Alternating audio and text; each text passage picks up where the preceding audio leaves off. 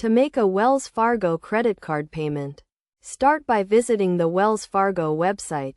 Click the Sign On button and enter your username and password.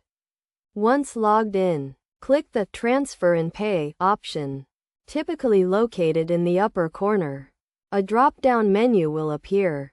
Select Pay WF Accounts.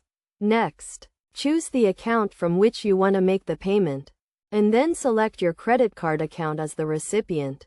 Fill in the necessary information, including the payment frequency, date, and amount. After completing this step, click the Continue button.